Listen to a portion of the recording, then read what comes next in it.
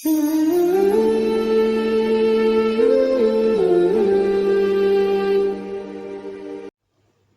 अलैकुम वरहमतुल्लाहि वबरकातुहू। नहमदुहु व नसल्ली अला रसूलिहिल करीम, अम्मा बाद, फ़अऊज़ु बिल्लाहि मिनश शैतानिर रजीम, बिस्मिल्लाहिर रहमानिर रहीम, अल्हम्दुलिल्लाह तुम्मा अल्हम्दुलिल्लाह। आज हम आयत नंबर 6 से शुरू कर रहे हैं अपना लेसन। पहले हम इसका तर्जमा पढ़ेंगे।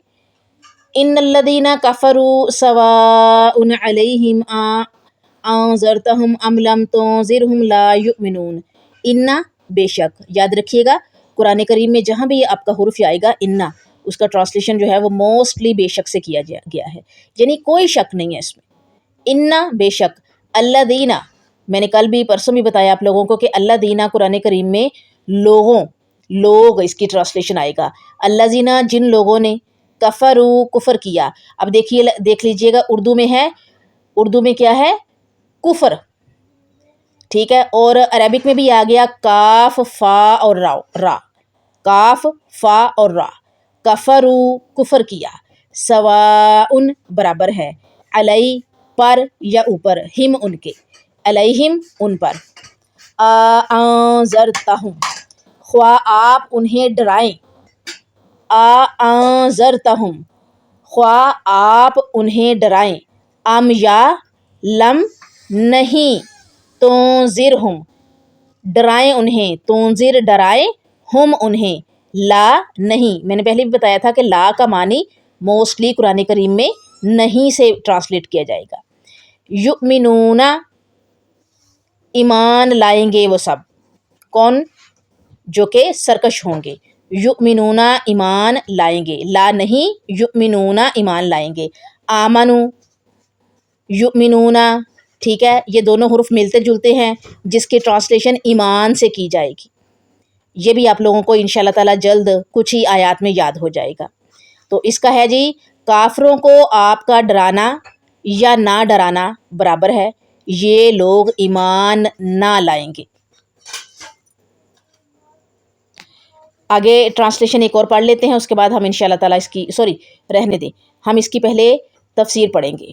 नबी करीम सल्लल्लाहु अलैहि वसल्लम की ये शदीद ख्वाहिश थी कि सब मुसलमान हो जाए, और उसी हिसाब से आप सल्लल्लाहु अलैहि वसल्लम कोशिश फरमाते। लेकिन अल्लाह ताला ने फरमाया कि ईमान उनके नसीब में ही नहीं। ये वो चंद मखसूस लोग हैं जिनके दिलों पर मोहर लग चुकी थी। जैसे कौन से वो लोग हैं? वो कौन से लोग थे उस वक़्त? जैसे अबू जहल जैसे लोग, अबू लहब वग़ैरह। वरना आप सल्लल्लाहु अलैहि वसल्लम की दावत व तबलीग से बेशुमार लोग मुसलमान हुए, हत्ता कि फिर पूरा जज़ीरा अरब इस्लाम के साया अतफ में आ गया, यानी कि इस्लाम के साया में आ गया।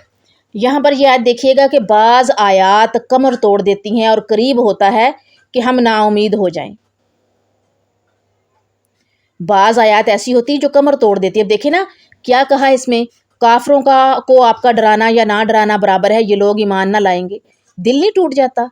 नबी सल्लल्लाहु अलैहि वसल्लम इतने रहीम, इतने रहमान, यानी कि अल्लाह ताला रहमान और रहीम है, ठीक है। तो मैं नबी सल्लल्लाहु अलैहि वसल्लम के हिसाब से बात कर रही हूँ कि वो कितने मेहरबान आका, कितने मेहरबान हमारे नबी, कितने मेहरबान पैगंबर, कितने मेहरबान वो जो हैं, वो हर लिहाज से हमारे लिए रहमत लिल आलमीन। और जब उन्हें ये आयत जो है वो सुनाई गई कि काफरों को आपका डराना या ना डराना बराबर है, ये लोग ईमान ना लाएंगे, तो क्या नबी सल्लल्लाहु अलैहि वसल्लम की जो उम्मीद है वो कम नहीं हुई होगी? वो परेशान नहीं हुए होंगे?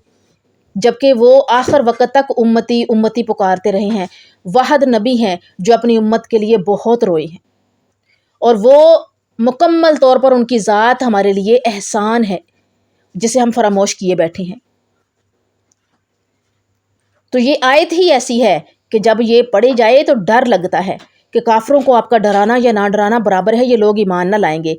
तावील ख़ास में नबी सल्लल्लाहु अलैहि वसल्लम को जब ये आयत जो है वो दी गई, उतारी गई, वही नाज़िल की गई, तो क्या गुजरी होगी उनके दिल पे। और अब तावील आम में हम जब गौर से पढ़ते हैं, सुनते हैं, समझते हैं, इस पे गौर करते हैं, तो जो सेंसिटिव दिल और दिमाग होते हैं ना, हम में से जिनके दिमाग बड़े हसास होते हैं, जब वो पढ़ते हैं تو کیا ان کے دل پہ کیا بیتتی ہوگی کہ جو یہودی جو نصارہ ہیں یہ اسی طرح دنیا سے چلے جائیں گے، اور جائیں گے تو پھر کیا ہوگا ان کے ساتھ، جبکہ دین تو مکمل ہو چکا ہے اور یہ قرآن کریم کے زمانے میں موجود ہے، ان کا کیا حال ہوگا؟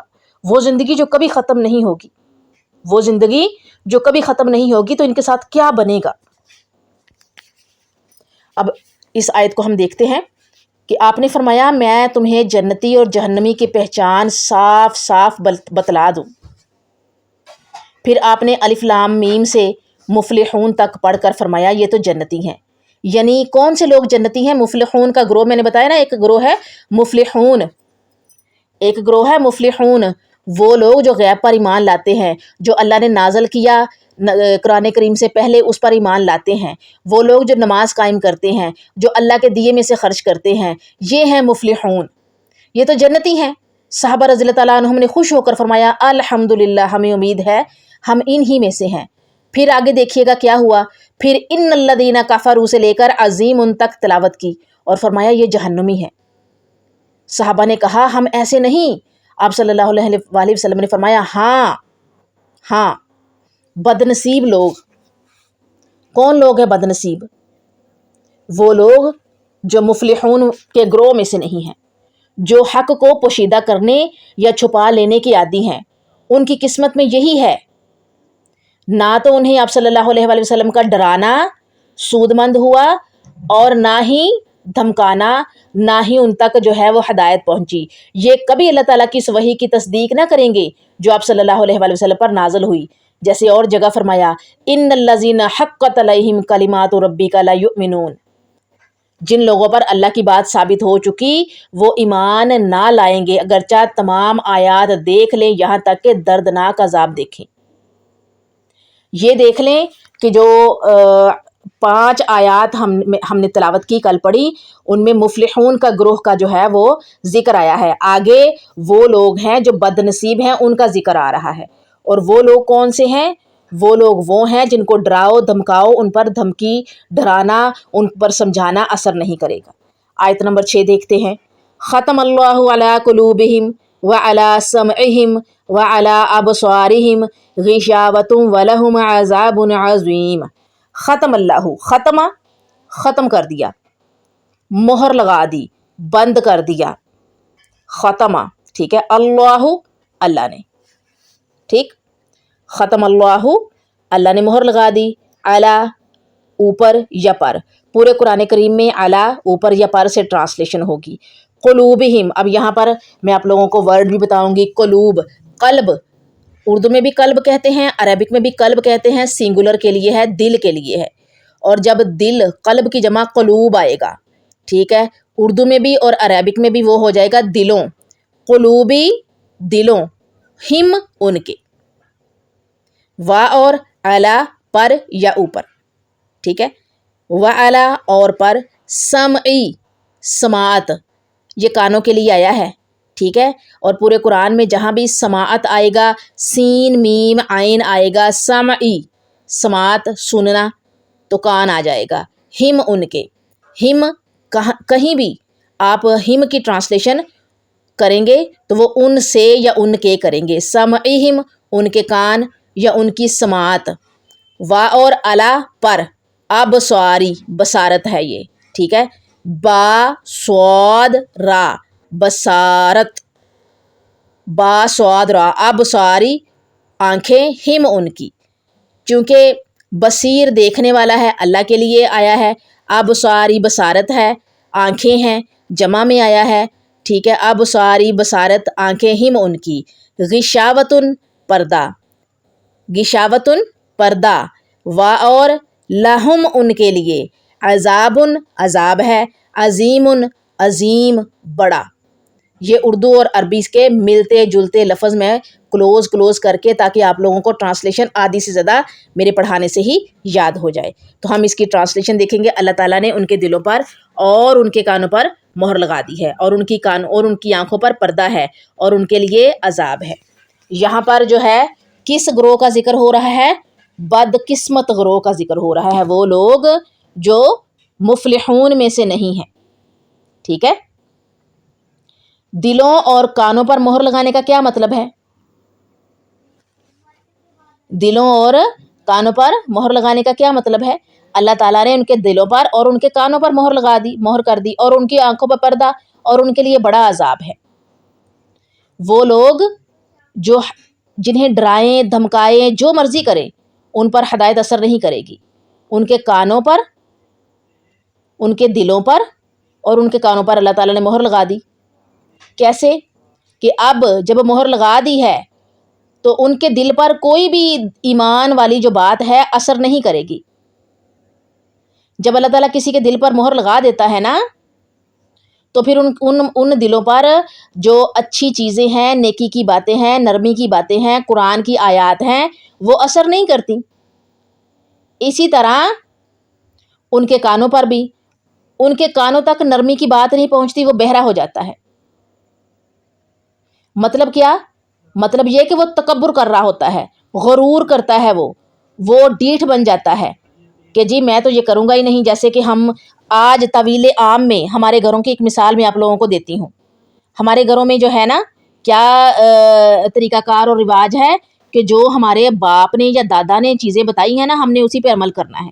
ہم نے اس کی تصدیق نہیں کرنی کہ جو ہمارے باپ اور دادا بتا رہے ہیں کیا یہ اصل دین ہے، قرآن میں اس کا حکم ہے، حدیث میں اس کا حکم ہے، ٹھیک ہے، قرآن اور حدیث میں اس کے بارے میں ذکر آیا ہے۔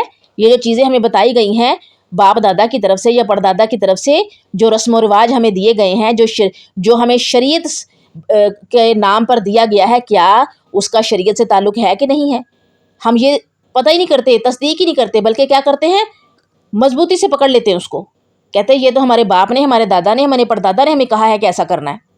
وہ بھی تو مسلمان تھے نا، انہوں نے بھی تو یہی سارا کچھ کر کے زندگی گزاری ہے، ہم نے بھی یہی کچھ کرنا ہے اور زندگی گزارنی ہے۔ ہم نے حقیقت نہیں جاننی، ہم نے اس کی تصدیق نہیں کرنی۔ یہ سارا کچھ طویل عام میں چل رہا ہے، ہمارے گھروں میں چل رہا ہے۔ تو اللہ تعالیٰ کیا کرتے ہیں، دلوں پر اور کانوں پر مہر لگا دیتے ہیں۔ انسان غرور کرتا ہے، تکبر کرتا ہے، بعض جگہوں پر کہتا ہے جی میرے بڑوں نے یہ کیا، میں نے تو یہی کرنا ہے۔ بعض جگہوں پر یہ کہتا ہے اگر میں یہ کروں گا نا تو مجھ سے بادشاہت چلی جائے گی، سرداری چلی جائے گی، یعنی کہ کسی علاقے کا وہ میئر ہے، کسی علاقے کا وہ بڑا جو پنچایتی ہے، بڑا اس کا جو ہے وہ روب دبدبہ ہے، اگر وہ صحیح بات کرے گا تو لوگ جو ہیں وہ اس کی طرف سے جو ہے وہ ہو جائیں گے، منہ موڑ لیں گے، اس کی جو سرداری ہے وہ چلی جائے گی، اس کا جو پنچایت میں جو ہے وہ اہم مقام ہے، اس کا ہاتھ ہے، وہ اس کے پاس سے کرسی چلی جائے گی۔ تو وہ اس ڈر سے کہ مجھ سے، میرے سے یہ جو عہدہ ہے یہ چلا جائے گا، وہ صحیح بات ہی نہیں لوگوں کو بتاتا۔ پھر بعض ایسے ہوتے ہیں جو تکبر کرتے ہیں، غرور کرتے ہیں، ان کو فکر ہی نہیں ہوتی کہ ان کی آخرت جو ہے وہ خراب ہو رہی ہے، وہ صحیح بات ہی نہیں بتاتے لوگوں کو۔ یا پھر یہ کہ اس پہ عمل ہی نہیں کرتے، وہ صحیح بات کی کوئی بتا رہا ہے اس کو سنتے ہی نہیں ہیں، اپنے تکبر میں، غرور میں، یا کرسی کی لالچ میں، یا عزت کی لالچ میں کہ میری تو بلے بلے واہ واہ ہو رہی ہے، تو میں تو اس پہ عمل نہیں کروں گا، اگر اس پہ عمل کروں گا تو لوگ کہیں گے کہ اس نے تو اپنے باپ دادا کا دین چھوڑ دیا ہے۔ تو اللہ تعالیٰ کیا کرتا ہے، ان کے کانوں اور دلوں پر مہر لگا دیتا ہے۔ کیوں؟ اصل بات، نرمی کی بات، حق کی بات پھر ان کے دلوں تک، ان کے کانوں تک نہیں پہنچ پاتی۔ اور آگے اللہ تعالیٰ کیا کہہ رہا ہے اسی آیت میں کہ ان کے کانوں پر پردہ ہے۔ اب دلوں پہ اور کانوں پہ مہر ہے، آنکھوں پہ پردہ ہے۔ یہ دو چیزیں ہو گئی نا، آنکھوں پہ پردہ ہے، یہ چیز کیا ہے؟ سوال اٹھتا ہے نا، اس سے پہلے کہ آپ لوگوں میں سے کسی کا دماغ چلے اور یہ سوال اٹھے کہ آنکھوں پہ پردہ ہے، میں خود ہی جواب دے دیتی ہوں۔ حالانکہ اٹھنا نہیں تھا کسی کے دماغ میں یہ سوال، لیکن میں نے اٹھا دیا آپ کے دماغوں میں، ٹھیک ہے۔ آنکھوں پہ پردہ کیا ہے؟ کانوں پہ اور دلوں پہ تو مہر لگا دی، آنکھوں پہ پردہ ڈال دیا۔ کانوں نے تو سننا تھا، دلوں نے محسوس کرنا تھا، لیکن آنکھوں نے دیکھنا تھا، آنکھ نے محسوس نہیں کرنا تھا، آنکھ پہ اثر نہیں ہونا تھا، آنکھ نے حقیقت دیکھنی تھی، اس لیے اس کے اوپر پردہ ڈال دیا، یعنی حقیقت چھپا دی اس سے، یعنی وہ اب حقیقت دیکھ ہی نہیں سکے گا، وہ حق بات اس کے سامنے آئے گی بھی تو نظر انداز کر دے گا۔ آنکھوں کے اوپر پردہ اس لیے لفظ استعمال ہوا ہے، غشاوۃ، نہیں تو یہ بھی تو ہو سکتا تھا نا، ختم اللہ علی قلوبہم وعلی سمعہم وعلی ابصارہم، بس غشاوۃ آنا ہی نہیں تھا۔ لیکن اللہ پاک نے کتنی خوبصورتی کے ساتھ بتایا کہ میں رب کائنات ہوں، میرے پاس تو سارا علم موجود ہے۔ تو اللہ نے کیا کہا، ان کی آنکھوں پہ پردہ پڑ گیا، حقیقت اب سامنے نہیں آئے گی، نظر نہیں آئے گی، اس لیے اس پہ پردہ ڈال دیا، ہاتھ پھیر دیا اس کے اوپر۔ ان کے لیے بڑا عذاب ہے، کن کے لیے؟ وہ لوگ جو حقیقت کو نہیں جان بوجھ کر نظر انداز کرتے ہیں، جنہوں نے دلوں سے، کانوں سے، آنکھوں سے دیکھنا، سننا، محسوس کرنا چھوڑ دیا، ان کے لیے بڑا عذاب ہے۔ اب یہ جو مہر ہے نا، یہ بھی ایک صفت ہے، یعنی مہر لگ گئی کفار کے لیے کفر کا بدلہ، بلکہ ان کے کفر کی وجہ سے اللہ تعالیٰ نے ان کے دل پہ مہر لگائی ہے، ان کے کانوں پہ مہر لگائی، ان کی آنکھوں پہ پردہ ڈالا ہے۔ اللہ تعالیٰ دلوں کو الٹ پلٹ کرتا ہے۔ یا مقلب القلوب ثبت قلبی علی دینک، کثرت سے اس دعا کو پڑھا کریں، اے دلوں کو پھیرنے والے ہمارے دلوں کو اپنے دین پر قائم رکھ۔ ایسا نہ ہو کہ ہم ایسے لوگوں میں سے ہو جائیں جن کی آنکھوں اور کانوں پر جن کی آنکھوں پر پردہ ہے، کانوں اور دلوں پر اللہ نے مہر لگا دی ہے۔ حضرت حذیفہ رضی اللہ تعالیٰ عنہ والی ایک حدیث ہے کہ رسول اللہ صلی اللہ علیہ وآلہ وسلم نے فرمایا، دلوں پر فتنے اس طرح پیش ہوتے ہیں جیسے ٹوٹے ہوئے بوریے کا ایک ایک تنکا جو دل انہیں قبول کرتا ہے اس میں ایک سیاہ نقطہ ہو جاتا ہے۔ یعنی دلوں پر فتنے اس طرح سے اثر کرتے ہیں، جب فتنہ آتا ہے نا تو جیسے ٹوٹے ہوئے بوریے کے تنکے ہوتے ہیں نا تو ایسے گرتے ہیں اور دلوں پر اثر کرتے ہیں۔ دل جو ہے نا وہ فٹافٹ اثر قبول کرتا ہے، اور جب وہ اثر قبول کرتا ہے اس پر ایک سیاہ نقطہ لگ جاتا ہے۔ جب ہم اس دعا کو مانگتے ہیں نا، جب ہم اس دعا کو مانگتے ہیں، کون سی دعا؟ یا مقلب القلوب ثبت قلبی علی دینک، تو اللہ تعالیٰ وہ نقطہ سیاہ مٹا دیتا ہے۔ لیکن جب ہمارا دل اثر قبول کرتا ہے نا کسی فتنے کا، تو اس پہ جو سیاہ نقطہ رب کی طرف سے لگتا ہے، تو پھر ہم جب دعا نہیں مانگتے، اللہ سے ہدایت نہیں مانگتے، اللہ سے پناہ نہیں مانگتے، تو وہ نقطہ وہی رہتا ہے۔ بلکہ اگلا جب فتنہ ہمارے سامنے آتا ہے تو اس کا اثر ہلکا سا بھی دل قبول کرتا ہے نا تو اس سیاہ نقطے کے ساتھ ایک اور سیاہ نقطہ لگ جاتا ہے، دو نقطے ہو جاتے ہیں، دو نقطوں کے برابر دل کالا ہو جاتا ہے۔ اور جیسے جیسے یہ نقطے بڑھتے جاتے ہیں اور ہم اللہ سے ہدایت نہیں مانگتے، ویسے ویسے ہمارے دلوں پہ بھی مہر لگتی جاتی ہے، یہاں تک کہ سارا دل کالا ہو جاتا ہے اور پورے کے پورے دل پہ اللہ تعالیٰ مہر لگا دیتا ہے، اور پھر ہم کیا کرتے ہیں؟ ہم توبہ کرنا ہی بھول جاتے ہیں۔ ٹھیک ہے، اب آگے آ جاتے ہیں آیت نمبر 8۔ وَمِنَ النَّاسِ مَن يَقُولُ آمَنَّا بِاللَّهِ وَبِالْيَوْمِ الْآخِرِ وَمَا هُمْ بِمُؤْمِنِينَ، وا اور من سے الناسی لوگ، جہاں بھی یہ حرف آئے گا الناسی لوگ اس کی ٹرانسلیشن ہوگا۔ الذین وہ لوگ جو، الناسی لوگ، یہ جو ہے نا یہ حرف یہ لوگوں سے اس کی ٹرانسلیشن ہوگی۔ من جو یقولو کہتے ہیں، آمنا ہم ایمان لائے، باللہ بی پر، اللہ اللہ، وا اور بی پر، یوم دن آخری آخرت، وا اور ما نہیں، ہم وہ، بمؤمنین وہ سب ایمان لانے والے۔ بعض لوگ کہتے ہیں ہم اللہ تعالیٰ پر اور قیامت کے دن پر ایمان رکھتے ہیں، لیکن در حقیقت وہ ایماندار نہیں ہوتے، وہ ایمان والے نہیں ہوتے۔ ٹھیک ہے، وہ کیا ہوتے ہیں؟ ابھی اس اگلی آیت میں ہی اس کا آپ کو پتہ چل جائے گا۔ اب دو گروہ آپ لوگوں کے سامنے میں نے رکھے، ایک مفلحون فلاح پانے والے، ایک بدقسمت لوگ وہ جو فلاح نہیں پائیں گے، جن کے دلوں پر، کانوں پر، آنکھوں پر مہر اور پردہ۔ اب ایک یہاں پر تیسرے گروہ کا ذکر آ گیا ہے، تیسرے گروہ کا ذکر آ گیا ہے، نوٹ ڈاؤن، پہلا گروہ، دوسرا گروہ اور تیسرے گروہ کا ذکر آ گیا ہے، اور وہ گروہ کون سا بھی بتاتی ہوں آپ لوگوں کو، میں ابھی بتاتی ہوں آپ لوگوں کو۔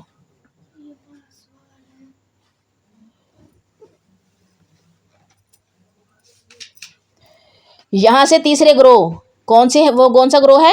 منافقین کا تذکرہ شروع ہوتا ہے، جن کے دل تو ایمان سے محروم تھے، دلوں میں ایمان نہیں تھا، وہ منافق تھے، مگر وہ اہل ایمان کو فریب دینے کے لیے زبان سے ایمان کا اظہار کرتے تھے۔ اللہ تعالیٰ نے فرمایا کہ وہ نہ اللہ کو دھوکہ دینے میں کامیاب ہو سکتے ہیں، کیونکہ وہ تو سب کچھ جانتا ہے، اور اہل ایمان کو مستقل فریب میں رکھ سکتے ہیں، کیونکہ اللہ تعالیٰ وحی کے ذریعے سے مسلمانوں کو ان کے فریب کاریوں سے آگاہ فرما دیتا تھا۔ یوں اس فریب کا سارا نقصان خود انہی کو پہنچتا ہے کہ انہوں نے اپنی عاقبت برباد کر لی اور دنیا میں بھی رسوا ہوئے۔ یہ ہے جی اس آیت نمبر 8 کا لب لباب، کہ منافقت کی جو ابتدا اور اس کی اقسام آپ لوگوں کے سامنے رکھنے لگی ہوں۔ ایک گروہ جو تیسرا ہے وہ منافقین کا ہے۔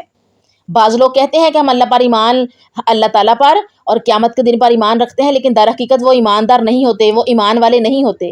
یہاں سے جو ہے وہ اگلا گروہ شروع ہوتا ہے، وہ منافق لوگوں کا گروہ ہے، کہ دراصل جو نفاق کہتے ہیں نا، نفاق کہتے ہیں بلائی کے ظاہر کرنے اور برائی کے پوشیدہ رکھنے کو۔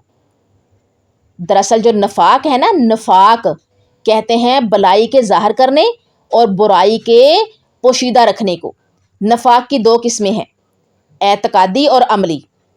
پہلی قسم کے منافق تو ابدی جہنمی ہیں، جو اعتقادی ہیں، جن کا اعتقاد ہے، ٹھیک ہے، جہنمی ہیں۔ دوسری قسم کے بدترین مجرم ہیں، پہلی قسم کے جو منافق ہیں مستقل طور پر ابدی جہنمی ہیں، اور دوسری قسم کے بدترین مجرم ہیں. ٹھیک ہے، تو یہاں پر جو ہے اگلے گروہ کا ذکر آیا ہے، وہ ہے منافق لوگ. بعض لوگ کہتے ہیں کہ ہم ایمان لائے اللہ تعالیٰ پر اور قیامت کے دن پر ایمان رکھتے ہیں، لیکن وہ صرف زبان سے کہتے ہیں، دل میں ان کے ایمانداری نہیں ہوتی. دل سے وہ مسلمانوں کے خلاف ہوتے ہیں، مسلمانوں کے دشمن ہوتے ہیں. وہ ایمان نہیں لاتے، بلکہ وہ صرف زبان سے کہہ دیتے ہیں ہم تو آپ لوگوں کے ساتھ ہیں، ہم تو اللہ پر ایمان رکھتے ہیں، ہم تو قیامت کے دن پر ایمان رکھتے ہیں، لیکن حقیقت میں وہ ایماندار نہیں ہوتے، ایمان والے نہیں ہوتے. یہاں پر آپ لوگوں کے سامنے کچھ تھوڑی سی چیز رکھوں گی، دیکھیے گا ذرا کہ بعض لوگ ایسے تھے، یعنی کہ نفاق مکہ میں بھی تھا. جب طویل خاص تھا نا، تو اس وقت بھی نفاق موجود تھا، منافقت موجود تھی اور عروج پر تھی. نفاق مکہ میں تو تھا ہی نہیں، بلکہ اس کا جو ہے اس کا خلاف تھا. بعض لوگ ایسے تھے جو زبردستی سے بظاہر کافروں کے ساتھ دیتے تھے، مگر دل میں مسلمان ہوتے تھے. یعنی کہ ایک قسم ہوتی ہے منافقت کی کہ وہ دل سے ایماندار نہیں ہے، لیکن کچھ لوگ ایسے تھے جو دل سے مسلمان ہوتے تھے، لیکن وہ ظاہری طور پر کافروں کے ساتھ ہوتے تھے. لیکن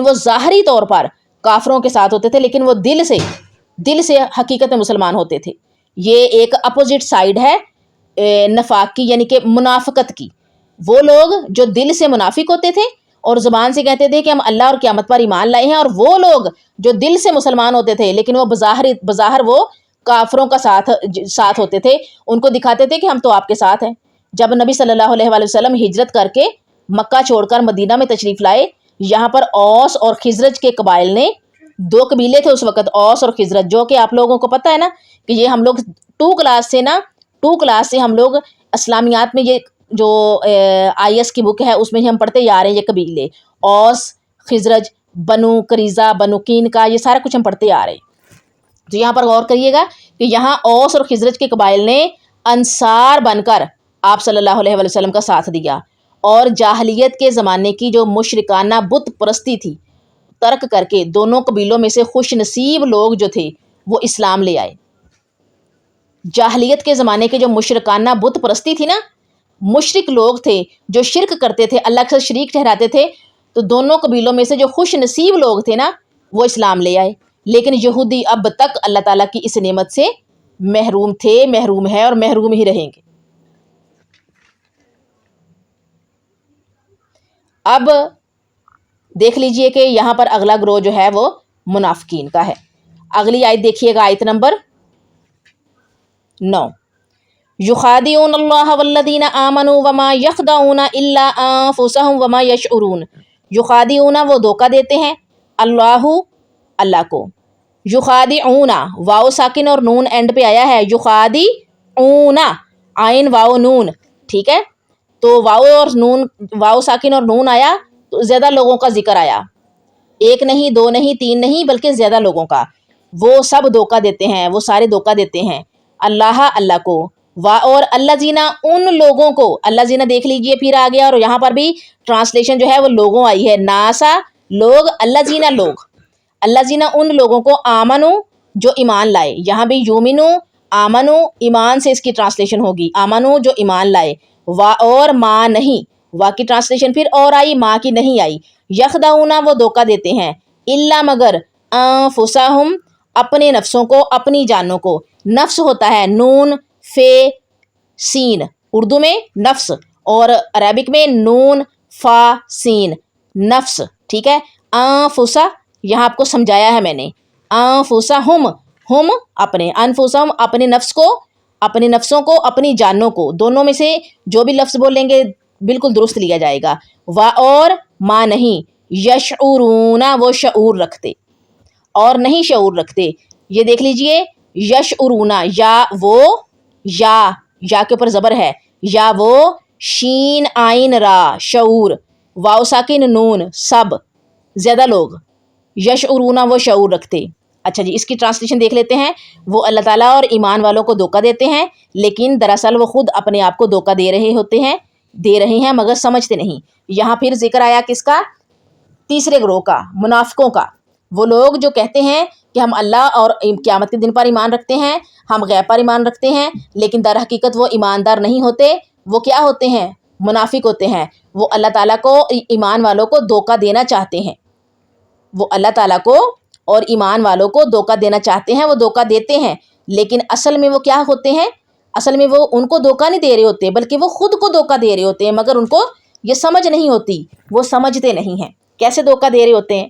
جیسے تعویل خاص میں اللہ تعالیٰ نے نبی صلی اللہ علیہ وآلہ وسلم کو اور صحابہ کو وحی کے ذریعے خبر دے دی کہ آپ میں منافق لوگ بھی موجود ہیں، اور پھر ان منافقوں کو گاہے بگاہے دکھا بھی دیا، جیسے کہ تحویل کعبہ کا واقعہ، جب نبی صلی اللہ علیہ وآلہ وسلم مسجد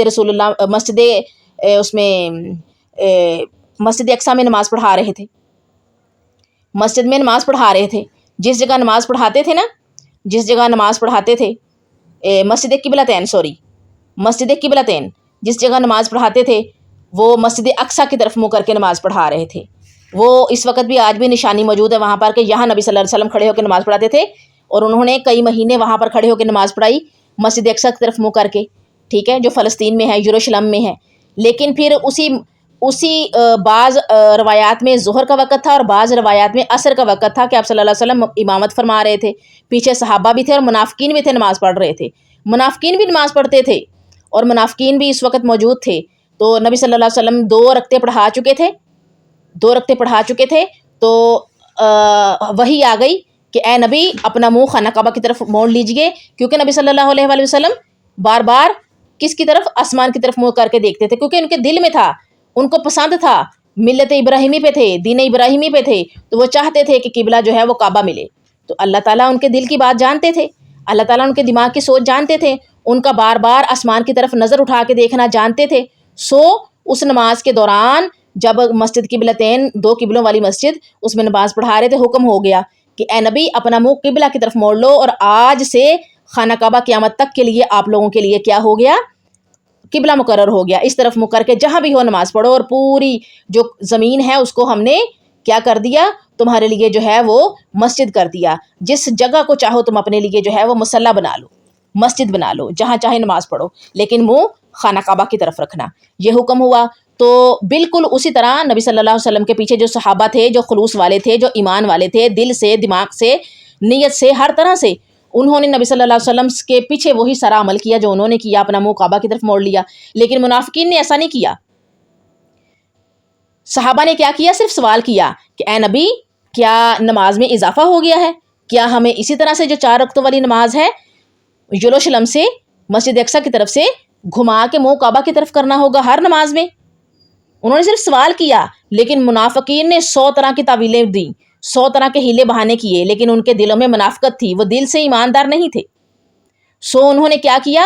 انہوں نے اپنے آپ کو دھوکہ دیا۔ اللہ تعالیٰ نے تو ظاہر کر دیا کہ اے نبی دیکھ لیجئے، صحابہ دیکھ لیجئے، یہ منافقین ہے، یہ منافقین کا گروہ ہے، یہ منافق لوگ ہیں جنہوں نے ہیلے بہانے کیے لیکن حکم نہیں مانا، حکم عدولی کی ہے، یہ ہے منافق لوگ۔ اسی طرح سے تعویل خاص میں وحی کے ذریعے اللہ تعالیٰ ظاہر کر دیتے تھے کہ یہ منافق ہیں، اور آج بھی جو منافق ہیں وہ ظاہر ہو جاتے ہیں، وہ اللہ کے حکم نہیں مانتے، ہیلے بہانے کرتے ہیں، جیسے کہ ہم پردے والیاں پردے کرتی ہیں، کہتے ہیں جی پردہ تو دل کا ہوتا ہے، پردہ تو سوچ کا ہوتا ہے، پردہ تو نیت کا ہوتا ہے۔ اگر پردہ دل کا، سوچ کا، نیت کا ہوتا تو کائنات کی بہترین خواتین کیوں پردہ کرتی؟ اماں فاطمہ کی پردہ کرتی، اماں عائشہ کی پردہ کرتی، ٹھیک ہے، اماں حفصہ کی پردہ کرتی، بنت سودا کی پردہ کرتی، اور اس کے علاوہ اماں خدیجہ کی پردہ کرتی۔ کائنات کے جو رحمت للعالمین ہیں ان کی بیٹی نے پردہ کیا، ان کی بیویوں نے پردہ کیا، ان کی بیٹیوں نے پردہ کیا۔ کیوں پردہ کیا انہوں نے؟ جبکہ ان سے اچھی صاف نیت تو کسی کی نہیں ہو سکتی تھی نا۔ ہم کیوں کہتے ہیں کہ دل کا، نیت کا، نظر کا پردہ ہے؟ شرعی پردہ کر لو جی، شرعی نہیں، ہم تو جو حجاب کر رہے ہیں، سر لپیٹ لینا، منہ ننگا کر دینا، یہ پردہ نہیں ہے، یہ منافقت ہے۔ تو اللہ تعالیٰ دکھا دیتا ہے۔ اسی طرح مردوں میں بھی ہے، جیسے کہ مرد کہتے نہیں کہ ہمیں تو 4 شادیوں کی اجازت ہے، اللہ نے اجازت نہیں دی، اللہ نے آپشن دیا ہے کہ 1 اور 2 اور 3 اور 4، لیکن مرد کیا کرتے ہیں؟ اگلی آیت کو نہیں لیتے کہ تمہارے لیے بہتر 1 ہے کیونکہ تم انصاف نہیں کر سکو گے، اور پھر اللہ نے یہ بھی کہا کہ جس نے 2 شادیاں کی اس نے دونوں میں انصاف نہیں کیا، دل کا معاملہ نہیں رکھا اللہ نے کہ دلی طور پر جو ہے نا انسان کا جھکاؤ ایک طرف زیادہ ایک طرف تھوڑا کم ہوتا ہے، وہ معاف کر دیا لیکن جو حسن سلوک ہے، جو ضرورتیں بنیادی ہیں، اللہ نے اس میں جب حساب کرنا ہے، اللہ نے کہا ہے کہ جو مرد جس نے 2 شادیاں کی، 3 کی، 4 کی، لیکن اس نے ان میں فرق رکھا، ان میں انصاف نہیں کیا، تو روز قیامت جب اس کو لایا جائے گا تو اس کا ایک حصہ جو ہے وہ مفلوج ہوگا، فالج زدہ ہوگا، وہ گرا ہوا ہوگا، وہ نکارا ہوگا۔ اللہ نے حکم نہیں دیا 4 شادیوں کا، اللہ نے صرف آپشن دیا ہے، اللہ نے صرف معاشرے میں جو بیرا روی ہے اس کا طریقہ بتایا ہے کہ اگر ایک مرد ہے، اس کی جیب میں پسلی ہے، اس میں اتنی سکت ہے، وہ شادی کر سکتا ہے، یا پھر وہ عورت جو اس کے نکاح میں پہلے ہے وہ بس رہی ہے اور اس کا نان نفقہ اس کا شوہر پورا کر رہا ہے، لیکن ایک اور عورت ہے جو طلاق یافتہ ہے یا وہ بیوہ ہو گئی ہے لیکن وہ مالدار ہے، وہ خرچہ اٹھا سکتی ہے، اپنے شوہر کو بھی سپورٹ کر سکتی ہے، اس کے پاس اتنا مال ہے، وہ کاروبار کرتی ہے یا پھر وہ کاروبار اپنے میاں کو کرا کے دے سکتی ہے، تو وہ شوہر جو ایک بیوی کا نان نفقہ اور خرچہ پورا کر سکتا ہے، وہ اگر چاہے تو اس سے نکاح کر لے، اس کا آسرا بنے، لیکن حسن سلوک کرے۔ یہ ایک طریقہ بتایا ہے معاشرے کو سدھارنے کا، اجازت نہیں دی، آپشن دیا ہے، لیکن پھر اگلی ہی آیات میں کیا کہا ہے، بہتر ایک ہی ہے تیرے لیے۔ جو سمجھدار ہیں وہ سمجھتے ہیں اس بات کو۔ تو یہ ہے جی منافقتیں آج کی، ٹھیک ہے، یہ ہے ہمارے دلوں کے حال۔ آیت نمبر 10 دیکھیے گا، فی قلوبہم مرض فزادہم اللہ مرضا ولہم عذاب علیم بما کانوا یکذبون۔ فی میں قلوبی دلوں، قلوبی میں نے پہلے بتایا نا قلب، اور پھر قلوبی دلوں، ہم ان کے، مرض بیماری ہے، مرض ہے، مرض اور بیماری ایک ہی چیز ہے نا، بیماری ہے۔ فزادہ ہم، پس زیادہ کیا ان کو یا بڑھا دیا ان کو، فزادہ فا پس، فا کا جہاں بھی آئے گا پس آئے گا، ٹھیک ہے۔ آج آپ لوگوں کے ساتھ ایک پیج میں ضرور شیئر کروں گی جسے آپ لوگ پڑھیں گے، آپ لوگ محسوس کریں گے اور خوش بھی ہوں گے کہ آپ لوگوں کو اتنے سارے لفظ جو ہیں وہ یاد ہو گئے ہیں، بہت آسان ہے، اور جہاں بھی قرآن میں یہ آئیں گے ان کی ٹرانسلیشن یہی ہوگی، آپ کو اچھا لگے گا وہ پڑھ کے، وہ یاد کر کے۔ اچھا جی آگے دیکھیے گا، فزادہ پس بڑھا دیا، ہم ان کو، اللہ نے، مرضن یا مردن بیماری میں، مرض میں، وا اور، لہم ان کے لیے، لا کے لیے، ہم ان، لہم ان کے لیے، عذاب عذاب ہے، علیم دردناک، علیم جہاں بھی آئے گا الف کے ساتھ، حمزہ کے ساتھ، وہ دردناک ہے، لیکن جب علیم آئے گا عین کے ساتھ، وہ علم والا ہے، وہ اللہ کے لیے ہے، وہ اللہ کا صفاتی نام ہے، اس میں جو ہے نا وہ فرق رکھیے گا، ٹھیک ہے۔ معنی ذرا سا حروف آگے پیچھے کیا تو معنی بدل جاتا ہے اور ہم گناہگار ہوتے ہیں۔ حمزہ کے ساتھ جو علیم ہے وہ دردناک، علمناک، جو عین کے ساتھ ہے وہ اللہ کا صفاتی نام ہے علیم، بما بوجہ اس کے، کانو جو تھے وہ، یکذبونا جھوٹ بولتے، وہ سب جھوٹ بولتے، یکذبونا کاذب، ٹھیک ہے، کاف ذال با، کاذب، یکذبونا وہ سب جھوٹ بولتے، ان کے دلوں میں بیماری تھی اور اللہ تعالیٰ نے انہیں بیماری میں مزید بڑھا دیا، اور ان کے جھوٹ کی وجہ سے ان کے لیے دردناک عذاب ہے۔ بیماری سے مراد کیا ہے؟ بیماری سے مراد یہاں پر کیا ہے؟ شک شبہ، کفر اور نفاق کی بیماری، ٹھیک ہے، کفر اور نفاق، انکار کرنا، شک کرنا، شبہ کرنا، نفاق، جس کی اصلاح کی فکر نہ کی جائے، ایسی بیماری جس کی اصلاح کی فکر نہ کی جائے بلکہ انسان اسی بیماری میں پڑا رہتا ہے، شک کی بیماری، نفاق کی بیماری، کفر کی بیماری، وہ مانتا نہیں ہے اللہ تعالیٰ، اس کو کیا کرتا ہے پھر اس میں بڑھا دیتا ہے۔ اسی طرح جھوٹ بولنا منافقین کی علامات میں سے ہے، جو منافقین کی جو ٹاپ آف دی لسٹ ہے نا علامت، ان میں ایک ہے کہ منافق جھوٹ بولتا ہے، جس سے اجتناب بہت ضروری ہے، جس سے بچ جانا بہت ضروری ہے۔ جو منافقین ہے نا، منافقین، ان کی ٹاپ آف دی لسٹ جو ان کی خوبی ہوتی ہے وہ جھوٹ بولتے ہیں، وہ جھوٹ بولتے ہیں۔ تو اللہ نے کیا کہا ہے کہ ان کے دلوں میں بیماری تھی اور اللہ تعالیٰ نے انہیں بیماری میں مزید بڑھا دیا، یعنی ان کے دلوں میں کفر تھا، نفاق تھا، اور ان کا جو ہے وہ شک و شبہ تھا، اور اللہ نے کیا کیا؟ اللہ نے پھر ان کو ان کے کیے کی سزا دی، انہوں نے اپنی اصلاح نہیں کی، انہوں نے کفر نہیں چھوڑا، انہوں نے نفاق نہیں چھوڑا، انہوں نے جھوٹ بولنا نہیں چھوڑا، شک کرنا نہیں چھوڑا، تو پھر اللہ نے بھی ان کی اصلاح نہیں کی۔ جب انہوں نے خود کوشش نہیں کی تو اللہ کیسے جو ہے وہ ان کی اصلاح کر سکتا تھا؟ اللہ نے پھر ان کو اسی بیماری میں بڑھا دیا۔ اور جو منافقین ہیں ان کی ٹاپ آف دی لسٹ جو بیماری ہے، وہ علامت ہے، وہ جھوٹ بولنا ہے۔ یہ ہے جی منافقین کا گروہ، جو ہم تیسرا گروہ ڈسکس کر رہے ہیں ان آیات میں۔ آج ہم نے 5 آیات پڑھی، الحمدللہ ثم الحمدللہ انشاءاللہ تعالیٰ کل ہم ڈیٹیل کے ساتھ مزید پڑھیں گے، آپ لوگوں کے سامنے جو ہے وہ یہ چیزیں رکھیں گے، اور کل جو ہے وہ 5 آیات نہیں 5 آیات سے زیادہ لیسن ہم آپ کو پڑھائیں گے، تاکہ آپ لوگ زیادہ سے زیادہ اچھے انداز میں تفسیر کو لے سکیں۔ ابھی ہم چند آیات ہی پڑھائیں گے، لیکن جب آپ لوگ خود بتائیں گے نا کہ اب ہمیں سمجھ آنا شروع ہو گیا ہے، اب ہم 1 دفعہ یا 2 دفعہ سنتے ہیں، ہمیں کافی اچھا سمجھ آ جاتا ہے، ٹرانسلیشن بھی جلدی یاد ہو جاتی ہے، تو انشاءاللہ ہم پورے رکوع تک جائیں گے، اور پھر ہم تیزی کے ساتھ اس کو ہم ترجمہ اور تفسیر کو پڑھنے، سننے، سمجھنے کے لیے جو ہے نا وہ تیار ہوں گے، اور پھر اللہ تعالیٰ انشاءاللہ تعالیٰ ہمیں یہ سعادت بھی نصیب کرے گا کہ ہم پہ 1 پارہ 2 پارہ 3 پارہ اور انشاءاللہ ہم 30 پارہ تک ساتھ چلیں گے۔ جزاکم اللہ خیرہ۔